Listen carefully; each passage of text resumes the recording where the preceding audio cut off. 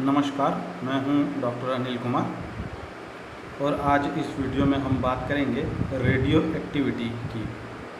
तो चलिए देखते हैं रेडियो एक्टिविटी क्या होती है। इस वीडियो में हम रेडियो एक्टिव डीके क्या होता है इस पर बात करेंगे। उससे पहले रेडियो एक्टिविटी क्या होती है उस पर बात करेंगे। उससे भी पहले रेडियो एक्टिव एलिमेंट्स क्या होते हैं ये भी देखेंगे और सबसे पहले हम देखेंगे कि एलिमेंट्स क्या होते हैं। एलिमेंट्स अर्थात तत्व। तो पहले हम देख लेते हैं कि एलिमेंट्स मतलब क्या होता है। एलिमेंट को हम इस तरीके से डिफाइन कर सकते हैं। An element is a substance whose atoms all have the same number of protons. अर्थात कोई भी, आप सभी जानते हैं कि कोई भी पदार्थ होता है तो वह बहुत सारे अणुओं से मिलकर बना होता है और प्रत्येक अणु जो होता है वह बहुत सारे परमाणुओं से मिलकर के बना होता है और परमाणु को ही हम एटम कहते हैं। और किसी भी पदार्थ के जो परमाणु होते हैं उनमें से हर परमाणु में जब प्रोटॉन्स की मात्रा एक बराबर या इक्वल होती है, सेम होती है, तब वह पदार्थ ही एलिमेंट या तत्व कहलाता है। ये तो पहला डेफिनेशन हो गया। देखिए इसे और भी दूसरे तरीके से डिफाइन कर सकते हैं। Element is that all of a particular elements atom have the same atomic number. अर्थात तत्व या एलिमेंट वह पदार्थ है जिसके प्रत्येक परमाणु का जो परमाणु क्रमांक है वह सेम होता है, क्योंकि परमाणु क्रमांक जो होता है वह equal to number of protons होता है। तो इसीलिए प्रोटॉन्स की मात्रा समान है या परमाणु क्रमांक एक समान है, दोनों एक ही बात है। जो एलिमेंट्स होते हैं वो केमिकली द सिंपलेस्ट सब्सटेंस होते हैं, अर्थात सबसे सिंपलेस्ट जो रसायन होते हैं वो एलिमेंट तत्व होते हैं। और इसीलिए कोई भी रासायनिक प्रक्रियाओं के द्वारा, किसी भी रासायनिक रिएक्शन के द्वारा एलिमेंट को और ज़्यादा सिंपलेस्ट फॉर्म में ब्रेक डाउन नहीं किया जा सकता। तो ये एलिमेंट की खासियत होती है। अभी तक संसार में जो एलिमेंट्स जिनकी खोज की जा चुकी है या जिन तत्वों की खोज की जा चुकी है उन्हें एक टेबल में, जिसे आवर्त सारणी या पीरियोडिक टेबल कहा जाता है, उसमें रखा गया। देखिए तो अभी तक आवर्त सारणी में 1 नंबर हाइड्रोजन से 118 नंबर ऑर्गेनेशन, ये देखिए 118, यहाँ तक 118 तत्वों की खोज की जा चुकी है। अब किसी भी तत्व का जो परमाणु होता है उसकी संरचनाएं देख लीजिए। यह कोई भी एलिमेंट जो है उसका परमाणु, इस तरीके से उसकी संरचना होती है।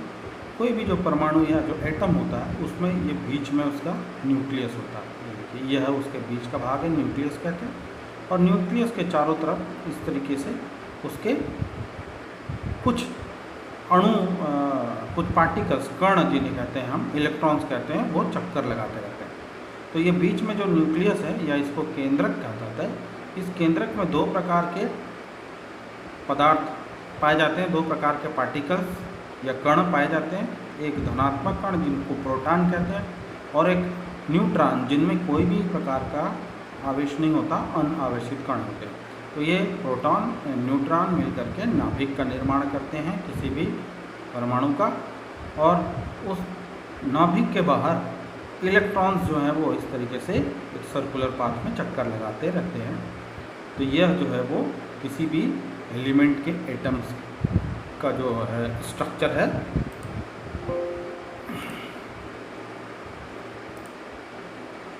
जो प्रोटॉन्स की जो संख्या होती है, number of protons present in the nucleus, वही उस तत्व का परमाणु क्रमांक भी कहलाता है। और परमाणु क्रमांक को इस तरीके से Z से प्रदर्शित किया जाता है। और दूसरी एक और बात होती है, उसे कहते हैं मास नंबर या परमाणु भार कहा जाता है, एटॉमिक मास कहा जाता है। तो परमाणु भार क्या होता है? परमाणु भार जो होता है वह नाभिक में उपस्थित प्रोटॉन्स एंड न्यूट्रॉन्स का जोड़ होता है या सम होता है। अर्थात जितने न्यूट्रॉन्स और प्रोटॉन्स नाभिक में होंगे उन दोनों का जोड़ उस तत्व का या उस एलिमेंट का मास नंबर होगा या परमाणु भार होगा। इसे हम ए से प्रदर्शित करते हैं। अर्थात हम अगर बात करें कि A इक्वल टू क्या होगा, A equal to Z plus N होगा, जहाँ जेड जो है वह प्रोटॉन्स की संख्या है या एटॉमिक नंबर है प्लस न्यूट्रॉन की संख्या। तो ये प्रोटॉन की संख्या, न्यूट्रॉन की संख्या जो है वो किसी भी तत्व का मास नंबर होती है या परमाणु भार होती है। कुछ एलिमेंट्स के कुछ और दूसरे रूप होते हैं जिन्हें आइसोटोप्स कहा जाता है। कुछ तत्व ऐसे होते हैं जिनके कुछ आइसोटोप्स होते हैं। आइसोटोप में क्या होता है? आइसोटोप्स में जो अणु होते हैं उन अणुओं का परमाणु क्रमांक अर्थात जेड वह तो समान होता है, लेकिन जो परमाणु भार है अर्थात ए वह डिफरेंट होता है।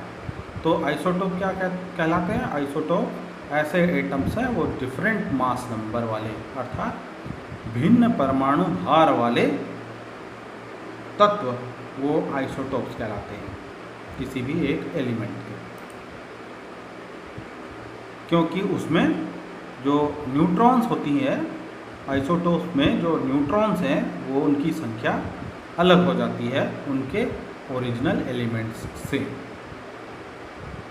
तो यहाँ देखेंगे किसी भी तत्व का जो परमाणु क्रमांक होता है उसे सब स्क्रिप्ट के रूप में अर्थात उसका जो सिंबल होता है संकेत, जैसे कार्बन का यह C संकेत है जो आवर्त सारणी में उन्हें दिया जाता है, उस संकेत के नीचे यहाँ पर सब स्क्रिप्ट रूप में उसका परमाणु क्रमांक लिखा जाता है और उस संकेत के ऊपर सुपर स्क्रिप्ट अर्थात ऊपर में उसके छोटे अक्षरों में उसका परमाणु भार लिखा जाता है। तो यह जो है वो किसी भी एलिमेंट को प्रदर्शित करने का एक तरीका है जिसमें नीचे की तरफ सब स्क्रिप्ट रूप में परमाणु क्रमांक लिखा होता है और ऊपर की तरफ सुपर स्क्रिप्ट रूप में परमाणु भार लिखा होता है। तो यह कार्बन है। इसी तरीके से हम देखेंगे, ये देखिए ये कार्बन था जिसमें परमाणु क्रमांक जो 6 था। अब ये एक और कार्बन का ही परमाणु कार्बन का है तत्व है, उसका परमाणु क्रमांक 6 है लेकिन उसका परमाणु भार 14 है, इसका परमाणु भार 12 था। तो यहाँ पर देखिए ये कार्बन इस कार्बन का आइसोटोप है, अर्थात यहाँ परमाणु क्रमांक तो सेम है लेकिन परमाणु भार अलग है क्योंकि इसमें न्यूट्रॉन्स की संख्या अधिक हो जाती है। तो इन्हीं को ये एक ही मॉलिक्यूल तत्व है कार्बन और उसी का दूसरा रूप है। तो ऐसे ही जो तत्व होते हैं उनको ही एक दूसरे का आइसोटोप कहा जाता है। एक और देखिए ऑक्सीजन का परमाणु क्रमांक 8 होता है, परमाणु भार 16 होता है और ऑक्सीजन का एक आइसोटोप भी होता है, उसका परमाणु क्रमांक भी 8 है लेकिन उसका परमाणु भार 18। तो इस तरीके से कार्बन के लगभग 4 आइसोटोप होते हैं और ऑक्सीजन के लगभग 10 आइसोटोप्स होते हैं। तो उनका परमाणु क्रमांक तो एक ही सेम रहता है लेकिन उसका परमाणु भार बदलता जाता है। तो ये होता है एलिमेंट्स और उनके आइसोटोप में फ़र्क। अब हम बात कर लेते हैं कि रेडियो एक्टिव एलिमेंट्स क्या होते हैं। अभी हमने बात की इससे पहले एलिमेंट्स क्या होते हैं, अब हम बात करते हैं रेडियो एक्टिव एलिमेंट्स की। तो रेडियो एक्टिव एलिमेंट्स का भी जो नाभिक होता है वह नाभिक उसी तरीके से होता है जिस तरीके से तत्व का होता है। उस नाभिक के अंदर भी प्रोटॉन और न्यूट्रॉन्स मौजूद होते हैं। उस नाभिक के बाहर चारों तरफ इलेक्ट्रॉन चक्कर लगाते रहते हैं, लेकिन इसकी खास बात यह होती है कि जो रेडियो एक्टिव एलिमेंट्स होते हैं उनका जो न्यूक्लियस होता है वह स्थिर नहीं होता, स्टेबल नहीं होता, वह अनस्टेबल होता है। अनस्टेबल होने की वजह से उसके नाभिक से अल्फ़ा पार्टिकल्स के तौर पर या बीटा माइनस या बीटा प्लस पार्टिकल्स के तौर पर या गामा रेज के तौर पर, इधर देखिए ये गामा रेज विकिरण के तौर पर ऊर्जा जो है वह बाहर निकलती रहती है परमाणु के बाहर, परमाणु के नाभिक के बाहर लिबरेट होती रहती है अपने आप।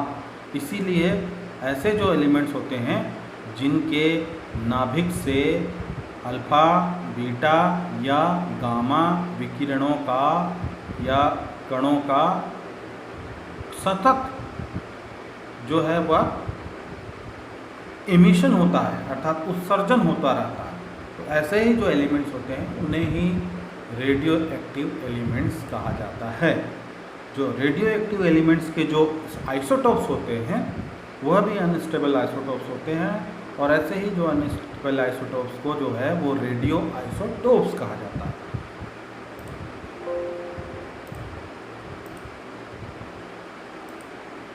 तो जो रेडियो एक्टिव एलिमेंट्स होते हैं वह एक्चुअल में जितने भी हैवी एलिमेंट्स होते हैं या भारी तत्व जो होते हैं जिन्हें हैवी मेटल्स कहते हैं, वह सभी के सभी रेडियो एक्टिव एलिमेंट्स होते हैं, क्योंकि उन्हीं के नाभिक से सतत रूप से जो अल्फ़ा पार्टिकल हो या बीटा पार्टिकल हो या फिर गामा रेज हो, इस तरीके से उनके नाभिक से ऊर्जा का उत्सर्जन होता रहता है।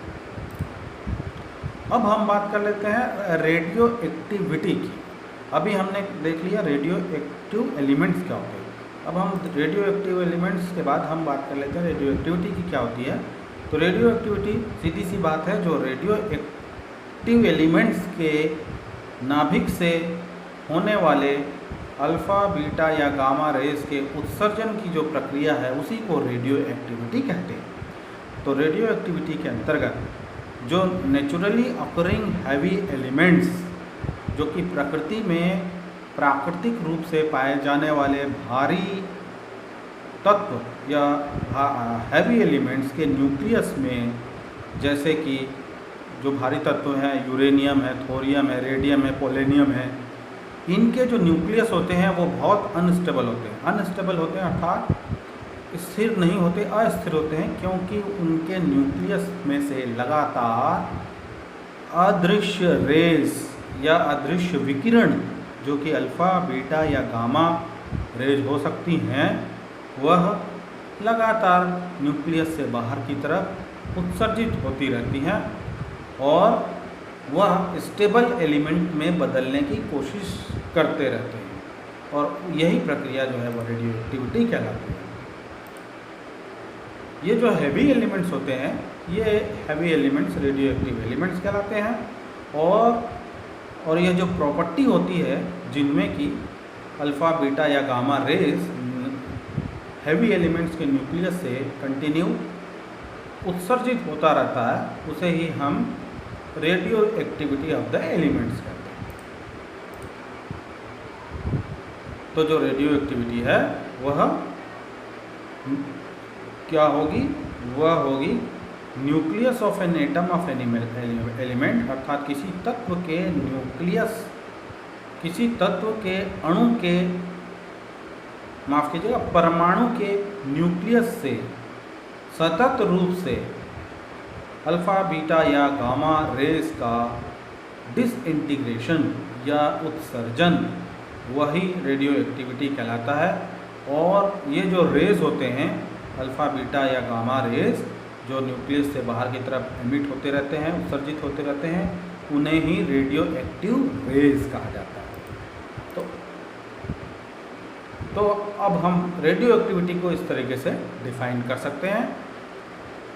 The phenomena in which the nucleus of the atom of an element undergoes spontaneous and uncontrollable disintegration or decay and emit alpha beta और गामा रेज, अर्थात वह प्रक्रिया जिसमें किसी तत्व के परमाणु के न्यूक्लियस में से सतत रूप से अनियंत्रित रूप से अल्फा बीटा या गामा विकिरणों का डिसइंटीग्रेशन या उत्सर्जन होता रहता है, वही रेडियो एक्टिविटी कहलाता है। और वह जो डिसइंटीग्रेशन की प्रक्रिया है उसे ही डीके कहा जाता है या रेडियो एक्टिव डीके कहा जाता है। ये जो रेडिएशंस होते हैं, अर्थात जो अल्फ़ा बीटा या गामा रेडिएशंस जो होते हैं, ये बहुत हाई एनर्जी वाले होते हैं, और ये अगर किसी भी मटेरियल्स के साथ या किसी पदार्थ के साथ अगर संपर्क में आ जाते हैं तो उस पदार्थ के इलेक्ट्रॉन्स, उस पदार्थ के अणुओं के इलेक्ट्रॉन्स को जो है वह अलग कर देने की क्षमता रखते हैं, रिमूव कर देने की क्षमता रखते हैं। इसीलिए ऐसे जो रेडियो एक्टिव रेडिएशन होते हैं या इन्हें आयोनाइजिंग रेडिएशन भी कहा जाता है। ये जो है वह हेल्थ के लिए बड़ा नुकसानदायक होते हैं, अर्थात हजार्डस होते हैं हेल्थ के लिए। ये देखिए, तो रेडिएशन क्या क्या कर सकते हैं। रेडिएशन अगर किसी मनुष्य या किसी जंतु के संपर्क में आ जाए तो वो डीएनए को डैमेज कर सकते हैं। डीएनए में क्या क्या कर सकते हैं, वो डीएनए के हाइड्रोजन बॉन्ड को ब्रेक कर सकते हैं, डबल स्ट्रैंड को तोड़ सकते हैं, और जो डीएनए में जो पिरिमिडिन डायमर होते हैं उनको भी ब्रेक कर सकते हैं, और जो बेस होते हैं, जो न्यूक्लियोटाइड बेसेस होते हैं, उनको नुकसान पहुंचा सकते हैं, उनका लॉस हो सकता है, बेस चेंज हो सकते हैं, उनके जो पेयरिंग है उनमें परिवर्तन हो सकता है, डीएनए के जो क्रॉस ब्रिजेज हैं या जो क्रॉस लिंकेज है उनमें भी ब्रेक हो सकता है, उनमें टूट हो सकती है, और प्रोटीन क्रॉस लिंकेज टूट सकते हैं, जो सिंगल स्ट्रैंड वो ब्रेक हो सकते हैं, डीएनए के जो स्ट्रैंड होते हैं वो भी टूट सकते हैं। इस प्रकार कई सारे जो परिवर्तन हैं वह आनुवंशिक पदार्थ में भी हो सकते हैं रेडिएशन के द्वारा। अब हम बात कर लेते हैं टाइप्स की, रेडियो एक्टिविटी की जो कितने प्रकार हो सकते हैं, टाइप्स की बात कर लेते हैं। तो रेडियो एक्टिविटी जो है वो दो प्रकार की हो सकती है। पहला होता है नेचुरल रेडियो एक्टिविटी, दूसरा होता है artificial radio activity. Natural radio activity जैसे कि नाम से ही समझ आ रहा है यह प्राकृतिक होती है, और इस प्रोसेस में जो एलिमेंट्स होते हैं, हैवी एलिमेंट्स के न्यूक्लियस में से स्पॉन्टेनियस का मतलब होता है विदाउट एक्सटर्नल मीन्स या बाई इटसेल्फ, अर्थात बिना किसी बाहरी उकसावे के, अपने आप ही इसको कह सकते हैं। तो नेचुरल रेडियो एक्टिविटी में जो तत्व होते हैं उनके न्यूक्लियस में से स्वतः ही जो रेडिएशन या जो अल्फ़ा बीटा या गामा पार्टिकल्स जो हैं उनका एमिशन होता रहता है, उनका उत्सर्जन होता रहता है, और इस प्रकार के जो अनस्टेबल न्यूक्लियस हैं या अनस्टेबल जो रेडियो एक्टिव एलिमेंट्स होते हैं वो नेचर में पाए जाते हैं, इसलिए इसे नेचुरल रेडियो एक्टिविटी कहते हैं। यहाँ पर नेचुरल रेडियो एक्टिविटी के कुछ एग्जांपल देखेंगे। ये जो नेचुरल रेडियो एक्टिविटी प्रदर्शित करने वाले जो एलिमेंट्स होते हैं उन्हें नेचुरल रेडियो एक्टिव एलिमेंट्स कह सकते हैं। यहाँ एग्जांपल देखेंगे, ये देखिए यूरेनियम है, यूरेनियम नेचुरली पाया जाता है, इसका परमाणु क्रमांक 92 होता है, परमाणु भार उसका 238 होता है। उस यूरेनियम के न्यूक्लियस से अल्फ़ा पार्टिकल जिसे हीलियम न्यूक्लियस के रूप में, हीलियम न्यूक्लियस भी कहा जाता है, वह उत्सर्जित होते हैं। तो जो ऊर्जा है वह पार्टिकल्स के रूप में निकलती है। ये अल्फ़ा पार्टिकल जिसे हम हीलियम के तौर पर भी कह सकते हैं, वो हीलियम न्यूक्लियस के रूप में इस यूरेनियम के न्यूक्लियस से बाहर निकलता रहता है, उत्सर्जित होता रहता है। तो हीलियम का जो परमाणु क्रमांक है 2 होता है, परमाणु भार 4 होता है, तो ये इसमें से निकल जाता है, तो बचा हुआ जो भाग होता है वह यह रह जाता है जो कि होता है थोरियम। इसका जो परमाणु क्रमांक है वो 90 है और इसका जो परमाणु भार है 234। तो यहाँ पर देखेंगे कि यह एक तत्व था, इसमें से इस अल्फ़ा पार्टिकल या हीलियम पार्टिकल के उत्सर्जन से यह दूसरे प्रकार के तत्वों में परिवर्तित हो गया, यह थोरियम। ये थोरियम में ही एक इलेक्ट्रॉन इसमें से उत्सर्जित हो जाए तो यह पैलेडियम में कन्वर्ट हो जाता है। इसका जो परमाणु भार तो 234 ही होता है, इसमें एक प्रोटॉन बढ़ जाता है या 91, इसका परमाणु क्रमांक 91 हो जाता है पैलेडियम। अब ये देखिए रेडियम है, रेडियम का परमाणु क्रमांक 88 है, उसका परमाणु भार 226 है। अब इसमें से भी अल्फ़ा पार्टिकल या हीलियम न्यूक्लियस निकल जाए तो इसका जो परिवर्तित जो तत्व है उसमें देखिए यहाँ से 2 कम, यहाँ परमाणु क्रमांक 86 हो जाता है, परमाणु भार में यहाँ 4 कम हो जाता है, 222 हो। तो इस तरीके से जो नेचुरली प्राप्त होने वाले जो रेडियो एक्टिव एलिमेंट्स हैं उनमें से जब हीलियम न्यूक्लियस के रूप में, इसे अल्फ़ा पार्टिकल कहते हैं, अल्फ़ा पार्टिकल हो या बीटा पार्टिकल हो या गामा रेस के तौर पर, जब उसमें से उस एनर्जी जो है बाहर निकलती है, तो उसका जो बचा हुआ भाग है वह इससे अलग हो जाता है, मतलब डिफरेंट हो जाता है। तो यह आपके नेचुरल रेडियो एक्टिविटी के एग्जाम्पल हैं। और क्या होता है नेचुरल रेडियो एक्टिविटी में, जितने भी हैवी एलिमेंट्स हैं जिनका कि परमाणु क्रमांक 82 से ऊपर होता है, 82 से ऊपर वाले परमाणु क्रमांक वाले जितने पदार्थ होते हैं उन सभी को ही हैवी एलिमेंट्स के नाम से जाना जाता है। और सारे हैवी एलिमेंट जो कि 82 से ऊपर परमाणु क्रमांक वाले हैं, उनमें जो रेडियो एक्टिविटी की प्रोसेस है वह नेचुरली होती रहती है।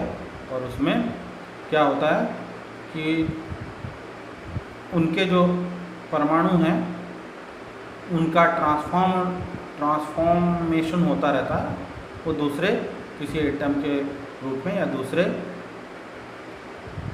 तत्व के रूप में परिवर्तित होते रहते हैं।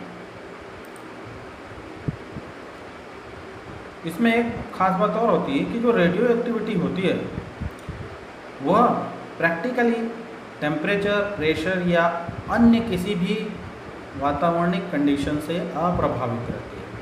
क्यों? क्योंकि जो रेडियो एक्टिविटी की प्रक्रिया है वह न्यूक्लियस से स्वतः होने वाली प्रक्रिया है, अर्थात वह एक न्यूक्लियर प्रॉपर्टी है, इसीलिए उसका बाहरी किसी भी कंडीशन से कोई प्रभाव नहीं पड़ता। और इसीलिए जो अल्फ़ा, बीटा या गामा रेज का जो एमिशन है वह उस न्यूक्लियस से सतत होता रहता है। यहाँ एक बात और नोट करने वाली है कि किसी भी तत्व के परमाणु में जो इलेक्ट्रॉन्स होते हैं, जो कि उसके बाहर चारों तरफ चक्कर लगाते रहते हैं न्यूक्लियस के बाहर, उन इलेक्ट्रॉन्स का रेडियो एक्टिविटी में कोई योगदान नहीं होता, अर्थात इलेक्ट्रॉन जो हैं वो रेडियो एक्टिविटी के लिए कहीं से भी रिस्पॉन्सिबल नहीं होते। अब हम बात करते हैं आर्टिफिशियल रेडियो एक्टिविटी। अब आर्टिफिशियल नाम से ही पता चल रहा है कि आर्टिफिशियली हम किसी स्टेबल एलिमेंट को, अर्थात जो कि नॉन रेडियो एक्टिव एलिमेंट होगा, स्टेबल एलिमेंट होगा तो वह नॉन रेडियो एक्टिव एलिमेंट होगा, उसके न्यूक्लियस में आर्टिफिशियली हम उसको बदलाव कर सकते हैं और उसको अनस्टेबल न्यूक्लियस अर्थात रेडियो एक्टिव न्यूक्लियस के रूप में परिवर्तित कर सकते हैं। किसके द्वारा? उस स्टेबल तत्व के ऊपर अल्फ़ा पार्टिकल या न्यूट्रॉन या प्रोटॉन की आर्टिफिशियल बम्बार्डिंग के द्वारा, अर्थात बाहर से उस नॉन रेडियो एक्टिव एलिमेंट के न्यूक्लियस में हम अगर अल्फ़ा पार्टिकल, न्यूट्रॉन या प्रोटॉन को बम्बार्डिंग कर देंगे, उसमें ज़बरदस्ती डाल देंगे अगर, तो वह जो नॉन रेडियो एक्टिव एलिमेंट है वह भी रेडियो एक्टिव एलिमेंट के तौर पर बदल सकता है, या रेडियो एक्टिव न्यूक्लियस के रूप में कन्वर्ट हो सकता है। इसे ही radioactive, artificial radioactivity कहा जाता है। अब यहाँ उसके एग्जांपल देखिए, जैसे एल्यूमिनियम है, यह एक स्टेबल एलिमेंट है, ये कहीं से भी रेडियो एक्टिव नहीं होता। परमाणु क्रमांक 13 है इसका, परमाणु भार 27 है। इसके न्यूक्लियस में अगर हीलियम की बम्बार्डिंग की जाए तो यहाँ पर देखिए, तो हीलियम का जो 2 प्रोटॉन्स इसमें जुड़ जाता है और उसके जो परमाणु भार, ये जो परमाणु भार 4 उसका इसमें जुड़ जाता है। तो देखिए, तो इससे जो एल्यूमिनियम है वो बदल जाता है 15 परमाणु क्रमांक वाले फॉस्फोरस में, और उसका परमाणु भार हो जाता है 30, और एक न्यूट्रॉन उसमें से अलग हो जाता है। यहाँ 27 और 4 31 होगा, लेकिन उसमें से एक न्यूट्रॉन अलग हो जाएगा, इसीलिए यह जो फॉस्फोरस है उसका परमाणु भार रह जाता है 30। तो यहाँ पर देखिए आप, तो यहाँ हीलियम की आर्टिफिशियली, मतलब बाहर से उसको डाला गया है इसके न्यूक्लियस में, तो यह भी जो है वो दूसरे प्रकार के अनस्टेबल न्यूक्लियस की तरह बिहेव किया, और वह अपने न्यूक्लियस से न्यूट्रॉन बाहर निकाल दिया और एक दूसरे तत्व में कन्वर्ट हो गया। उसी तरह से बोरान देखिए, बोरान का परमाणु क्रमांक 5 है और परमाणु भार 10 है। परमाणु क्रमांक 5 है, इसका क्या मतलब है? बोरान के न्यूक्लियस में 5 प्रोटॉन्स हैं, उसमें अगर हीलियम की बम्बार्डिंग की जाए तो यहाँ पर देखिए हीलियम के 2 प्रोटॉन इसमें और जुड़ जाते हैं, और यहाँ पर जो न्यूट्रॉन्स हैं वो न्यूट्रॉन्स यहाँ ऐड हो जाता है और एक न्यूट्रॉन जो है वो बाहर एमिट हो जाता है। तो इस तरीके से बोरॉन कन्वर्ट हो जाता है नाइट्रोजन के रूप में और इसका परमाणु क्रमांक 5 से बदल के 7 हो जाता है और यह नाइट्रोजन का परमाणु का 13 हो जाता है और एक न्यूक्लियस इसमें से जो न्यूट्रॉन है वो बाहर आ जाता है न्यूक्लियस से। उसी तरह से जो नाइट्रोजन है, यह नाइट्रोजन में अगर इलेक्ट्रॉन उसमें से अगर निकाल दिए जाएँ, इलेक्ट्रॉन अगर उसमें से निकल जाए तो यह भी देखिए यह 7 में से 6 परमाणु भर वाले कार्बन के रूप में परिवर्तित हो जाता है और एक न्यूट्रॉन इसमें गेन हो जाता है, प्रोटॉन एक गेन हो जाता है, तो 13 से एक प्रोटॉन बढ़ करके 14 हो जाता है। यह देखिए, तो इस तरीके से यह आर्टिफिशियल रेडियो एक्टिविटी का उदाहरण है। अब हम देख लेते हैं यहाँ पर डिफरेंसेस क्या होता है, जो natural and artificial radio activity के बीच का डिफरेंस। तो जो नेचुरल रेडियो एक्टिविटी है और इधर आर्टिफिशियल रेडियो एक्टिविटी है। नेचुरल रेडियो एक्टिविटी स्पॉन्टेनियस होती है, अर्थात सतत रूप से चलती रहती है और इसलिए वो नेचुरल रेडियो एक्टिविटी है क्योंकि प्राकृतिक रूप से होती रहती है। इसीलिए ऐसे जो प्राकृतिक रूप से पाए जाने वाले हैवी एलिमेंट्स हैं उनके न्यूक्लियस का जो डिसइंटीग्रेशन होता रहता है और उसमें से जो अल्फ़ा बीटा गामा रेडिएशन उत्सर्जित होते रहते हैं वह नेचुरल रेडियो एक्टिविटी कहलाती है। जबकि आर्टिफिशियल रेडियो एक्टिविटी सतत या स्पॉन्टेनियस नहीं होती क्योंकि यह रेडियो एक्टिव एलिमेंट्स में नहीं होती है, यह किसी नॉन रेडियो एक्टिव एलिमेंट में या स्टेबल न्यूक्लियस वाले एलिमेंट में या एटम में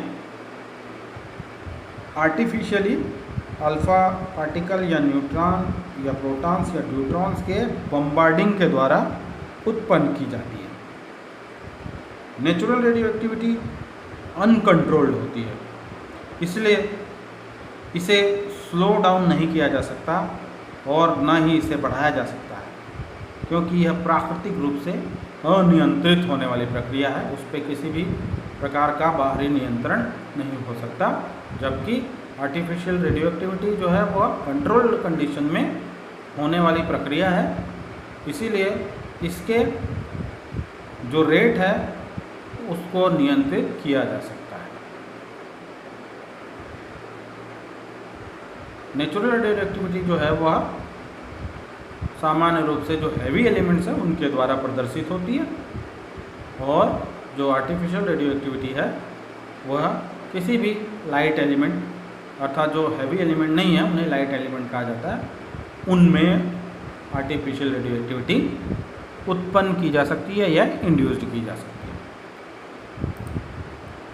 चलिए, तो अभी तक हमने रेडियो एक्टिविटी क्या होती है यह देख लिया और रेडियो एक्टिव एलिमेंट्स क्या होते हैं ये देख लिया।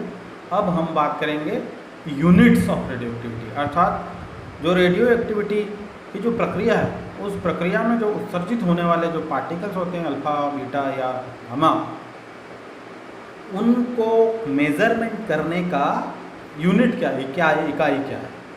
तो उसके बहुत सारे यूनिट्स हैं। तो सबसे पहला यूनिट जो खोजा था वो मैडम क्यूरी ने खोजा था, रेडियो एक्टिविटी की खोज की थी उन्होंने, आप सभी जानते हैं उसको। तो उनके सम्मान में एक यूनिट है जिसे रेडियो एक्टिविटी की यूनिट क्यूरी कहा जाता है, क्यूरी या सी के नाम से। और क्यूरी को डिफाइन किया जा सकता है इस तरीक़ा से, the mass of radio active element which produce 3.7 into 10 to the power 10 disintegration पर सेकेंड। अर्थात क्यूरी ऐसा यूनिट है जिसमें किसी एक रेडियो एक्टिव एलिमेंट के न्यूक्लियस में प्रति सेकेंड 3.7 गुणित 10 का घात 10 डिसइंटीग्रेशन या इतने विघटन एक सेकेंड में हो सकते हैं। और ये जो क्यूरी है वह 1 ग्राम रेडियम के न्यूक्लियस में 1 सेकेंड में होने वाले डिसइंटीग्रेशन के बराबर होता है।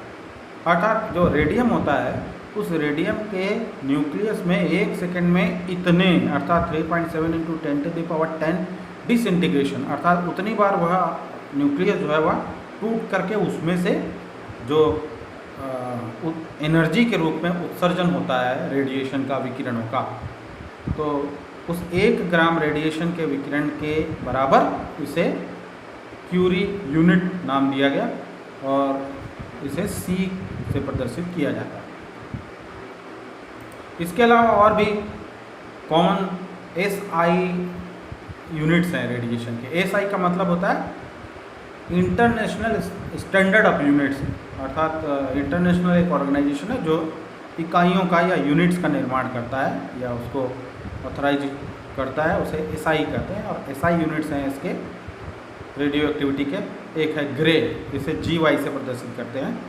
ग्रे क्या होता है? ग्रे जो है वह जूल पर किलोग्राम, अर्थात 1 joule of energy deposited in 1 kilogram of material, या इसे ऐसा भी कहा जा सकता है एक absorption of 1 joule of radiation energy पर किलोग्राम ऑफ मैटर, अर्थात कोई 1 किलोग्राम का जो मैटर है, रेडियो एक्टिव मैटर है, उसमें 1 जूल एनर्जी का एब्जॉर्प्शन, वह जो है वह एक ग्रे कहलाता है, जिसे GY से दर्शाते हैं। एक और दूसरा यूनिट है जो रेडिएशन को नापने का यूनिट है, उसे कहते हैं रोंटजन।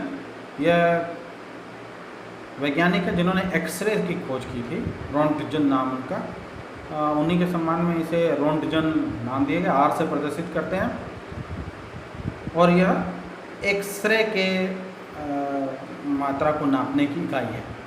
ये जो गामा एंड एक्सरेज जो होते हैं उनको, उनके एक्सपोजर को मापने के लिए, और वो भी सिर्फ हवा में, ओनली इन एयर लिखा हुआ, देखिए सिर्फ हवा में जो गामा रेज एंड एक्सरेज है उनके एक्सपोजर को नापने की इकाई है रोंटजन कहलाती है।